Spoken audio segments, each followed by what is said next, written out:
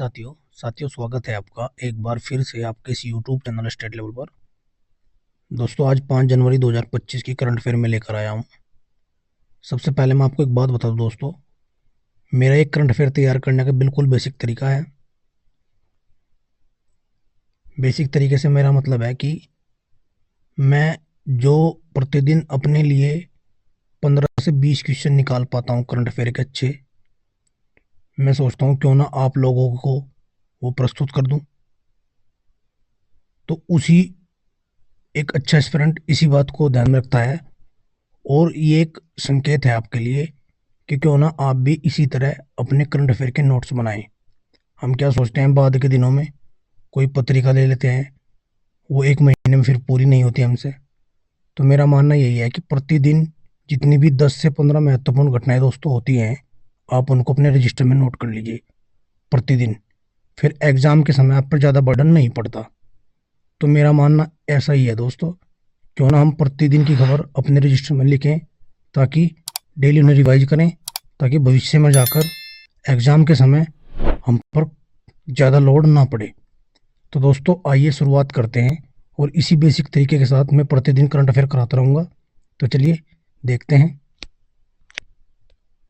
चलिए दोस्तों देखते हैं आज की करंट अफेयर। सबसे पहला क्वेश्चन है दोस्तों, वही दिवस का मैं क्वेश्चन लेता हूँ प्रतिदिन। तो 5 जनवरी 2025 को दोस्तों राष्ट्रीय पक्षी दिवस मनाया जाएगा। अमेरिका की एक संस्था है दोस्तों जिसका नाम है एवियन वेलफेयर और बॉर्न फ्री यूएसए, ये दोनों संस्था मिलकर 5 जनवरी को राष्ट्रीय पक्षी दिवस मनाती है। हालांकि अगर मैं भारत की बात करूं, भारत में ये पक्षी दिवस दोस्तों 12 नवंबर को मनाते हैं। डॉक्टर सलीम अली, ये जो पक्षी वैज्ञानिक थे, उनकी जयंती के अवसर पर। लेकिन ये दोस्तों अमेरिका मना रहा है राष्ट्रीय पक्षी दिवस 5 जनवरी को, ये आपको याद रखना है। क्वेश्चन नंबर 2 की बात करते हैं, भोपाल गैस त्रासदी। अब हालांकि भोपाल गैस त्रासदी 2 से 3 दिसंबर में 1984 में आई थी दोस्तों। अब ये चर्चा में है, इसलिए मैंने एक क्वेश्चन लिया है दोस्तों। भोपाल गैस त्रासदी एक काफ़ी भयानक त्रासदी दोस्तों मानी जाती है। इसमें मैथिल आइसोसाइनेट एक गैस का रिसाव होया था, जिसके कारण यहाँ पर भारी दुर्घटना देखने को मिली थी। तो दोस्तों उससे जो मलबा इकट्ठा हुआ था, अब ये बात सामने आई है कि वो जो मलबा है, मध्य प्रदेश के जो धार जिला है उसमें एक गांव पड़ता है पीथमपुर। ये जो मलबा लगभग 377 टन ये उस गांव में ले जाया जा रहा है पीथमपुर में। तो उस मलबे को देखकर वहां के लोगों ने विरोध प्रदर्शन किया है। यानी कहा जा सकता है भोपाल गैस त्रासदी के दौरान जो मलबा एकत्रित हुआ था दोस्तों, अब वो धार जिले से पीथमपुर गांव में ले जाया जा रहा है। मतलब धार जिला से पीथमपुर गांव में ले जाया जा रहा है। तो उससे वहां के लोगों ने विरोध प्रदर्शन किया है कि भाई इसे यहाँ पे मत लाइए। तो ये आजकल सुर्खियों में बनी हुई है बात करते हैं राष्ट्रीय प्रदूषण दिवस। तो दोस्तों इसी की याद में 2 दिसंबर को राष्ट्रीय प्रदूषण दिवस हम मनाते हैं, आपको ये याद रखना है दोस्तों। चलिए बात करते हैं क्वेश्चन नंबर 3 की, महाभारत बगीचा उद्यान। दोस्तों महाभारत की तर्ज पर उत्तराखंड ने एक उद्यान तैयार किया है जिसका नाम उन्होंने महाभारत उद्यान रखा है। बात करते हैं उत्तराखंड की। उत्तराखंड को फूलों की घाटी बोलते हैं। उत्तराखंड में भी एक अभियान चलाया गया था दोस्तों, जो पीसीएस में क्वेश्चन पूछा गया, पेरुल लाओ पैसे पाओ, यह अभियान वहां पर चलाया गया था। हरेला पर्व उत्तराखंड में मनाते हैं। और दोस्तों उत्तराखंड में ही पक्षी गैलरी भी है। पुष्कर सिंह धामी यहाँ के मुख्यमंत्री हैं। बात करूँ लोकसभा सीट की, 5 लोकसभा सीट हैं और 3 राज्यसभा सीट हैं दोस्तों। और 9 नवंबर 2000 में ये उत्तर प्रदेश से अलग होकर एक नया राज्य बना था दोस्तों। ये भी एग्जाम में क्वेश्चन पूछ लेता है, इसको आपको याद रखना है दोस्तों। तो चलिए अब बात करते हैं क्वेश्चन नंबर 4 की दोस्तों। ग्रीन जीडीपी के लिए पारिस्थितिकी तंत्र का मूल्यांकन करने वाला पहला राज्य छत्तीसगढ़ बना है दोस्तों, ये आपको याद रखना है। ग्रीन जीडीपी के लिए पारिस्थितिकी तंत्र का मूल्यांकन करने वाला पहला राज्य छत्तीसगढ़ बना है। बात करूँ छत्तीसगढ़ की, छत्तीसगढ़ में लगभग 44% वन आच्छादित है। यहाँ पर हरेली पर्व मनाते हैं। यहाँ के मुख्यमंत्री विष्णुदेव साय हैं। राज्यपाल यहाँ के श्री राम मंडेका जी हैं। राज्यसभा सीट यहाँ 5 है, लोकसभा सीट दोस्तों यहाँ 11 है। इसकी स्थापना भी 1 नवंबर 2000 को हुई थी। ये पूछा जाता है। हालांकि उत्तराखंड की 9 नवंबर को हुई थी, लेकिन छत्तीसगढ़ महाराष्ट्र से अलग, सॉरी, मध्य प्रदेश से अलग होकर 1 नवंबर 2000 को स्थापित हुआ था। तो क्वेश्चन आपके एग्जाम में पूछा जा सकता है। क्वेश्चन नंबर 5 देखते हैं दोस्तों। 31वें राष्ट्रीय बाल विज्ञान कांग्रेस का आयोजन। तो दोस्तों अभी मध्य प्रदेश के भोपाल में 31वें राष्ट्रीय बाल विज्ञान कांग्रेस का आयोजन किया गया, जिसकी स्थापना 1993 में हुई थी दोस्तों। ये आपको याद रखना है। इसका आयोजन 3 जनवरी से 6 जनवरी 2025 तक होगा, जिसमें कुल 700 से ज़्यादा लगभग बच्चे शामिल हैं, जिनकी उम्र 10 से 17 वर्ष है। 200 से अधिक अध्यापक शामिल हुए दोस्तों।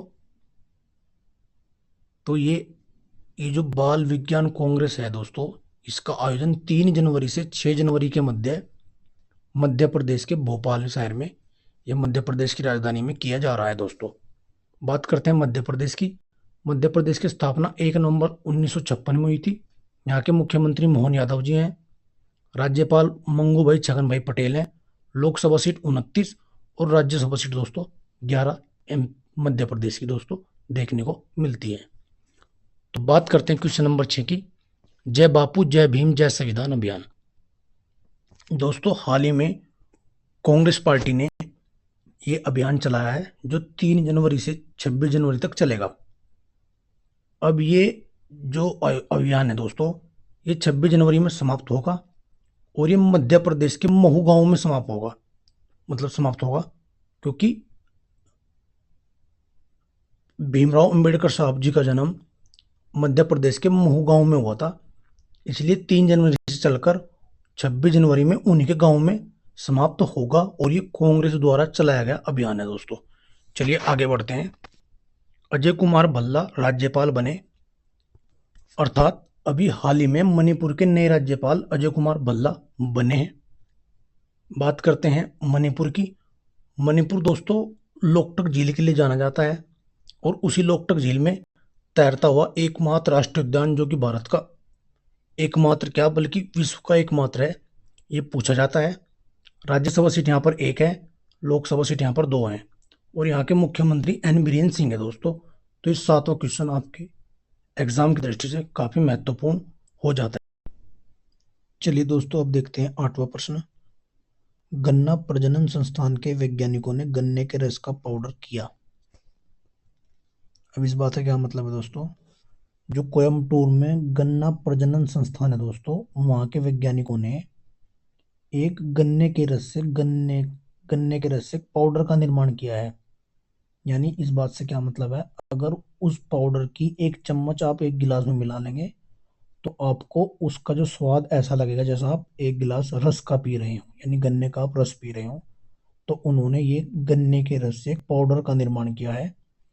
तो ये गन्ना प्रजनन संस्थान के वैज्ञानिकों ने, यानी जो कि कोयम्बटूर में है, वहाँ के वैज्ञानिकों ने ये कार्य किया है। बात करता हूँ कोयम्बटूर की। कोयम्बटूर को दोस्तों दक्षिण भारत का मैनचेस्टर भी बोलते हैं। उत्तर भारत का मैनचेस्टर कानपुर को बोलते हैं, दक्षिण भारत का मैनचेस्टर कोयम्बटूर को बोलते हैं और भारत का मैनचेस्टर अहमदाबाद को दोस्तों बोलते हैं। क्वेश्चन नंबर 9 देखते हैं। भारत पहुंचा वस्त्र निर्यात परिधान में विश्व में 6ठे नंबर पर। अभी दोस्तों वस्त्र मंत्रालय ने एक रैंकिंग जारी की है, जो 2023 की रैंकिंग है, जो 2025 में जारी की गई है। इस रिपोर्ट में कहा गया है कि भारत पूरे विश्व में वस्त्र निर्यात करने के मामले में 6ठे स्थान पर है दोस्तों। और अगर ग्लोबल ट्रेंड की बात करूं, उसमें पूरे विश्व में दोस्तों 3.9% हिस्सेदारी अपने भारत की है दोस्तों। तो आपको याद रखना है, इस रिपोर्ट के माध्यम से जो बताया गया है उसमें भारत 6ठे नंबर पर पहुंच गया है। यानी भारत विश्व में जो वस्त्रों का निर्यात करता है, परिधान का निर्यात करता है, उसमें भारत का स्थान दोस्तों 6ठा स्थान है। चलिए आगे बढ़ते हैं। 10वां प्रश्न देखते हैं। वरिष्ठ मलयालम पत्रकार एस जयचंद्रन नायर का निधन। 2 जनवरी को दोस्तों वरिष्ठ पत्रकार एस जयचंद्रन नायर का निधन हो गया दोस्तों। आपको ये तारीख भी याद रखनी है, क्योंकि एग्जाम में तारीख भी पूछने लगा है दोस्तों।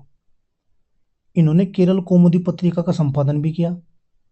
इनकी एक आत्मकथा है एंटे प्रदक्षिणा वाजिकल।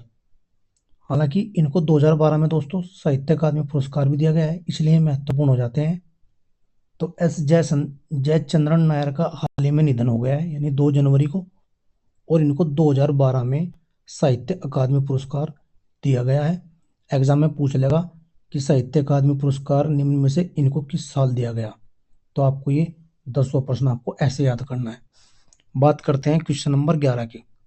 कहाँ बनेगी डबल डेकर मेट्रो प्रणाली परियोजना?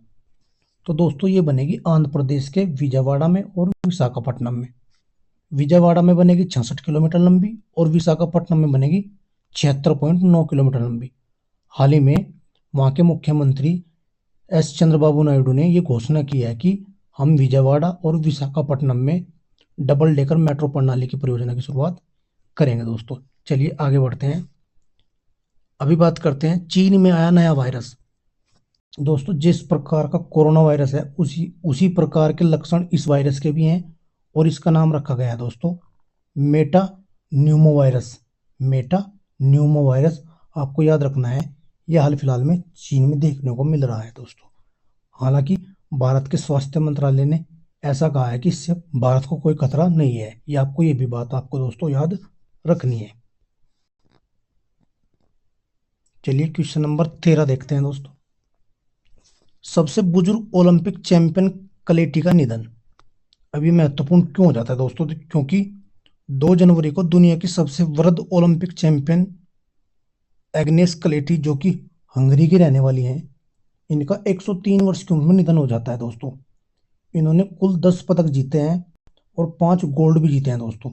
इन्होंने कुल ओलंपिक में 10 पदक जीते, जिनमें से दोस्तों 5 गोल्ड हैं, इसलिए ये सबसे महत्वपूर्ण दोस्तों हो जाती हैं। एग्नेस कलेटी ये दोस्तों हंगरी की रहने वाली थी।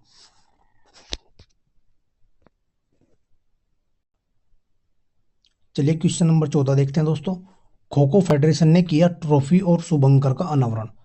दोस्तों अभी खो खो पूरा चर्चा में है, क्योंकि इस बार खो खो विश्व कप अपने भारत में हो रहा है।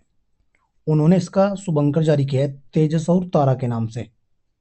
हालांकि पहला विश्व कप 13 से 19 जनवरी के मध्य इंदिरा गांधी स्टेडियम में खेला जाएगा दिल्ली के अंतर्गत। इसमें क्या हुआ है दोस्तों, जो पुरुष को ट्रॉफी मिलेगी उसका उसका रंग नीला रखा गया है, और जो महिलाओं को ट्रॉफी मिलेगी उसका रंग हरा रखा है। और इन्होंने अपना शुभंकर जो जारी किया है दोस्तों, उसका नाम है तेजस और तारा। 13 से 19 जनवरी के मध्य पहला खो खो विश्व कप भारत के इंदिरा गांधी स्टेडियम में दोस्तों खेला जाएगा। ये बात आपको याद रखनी है।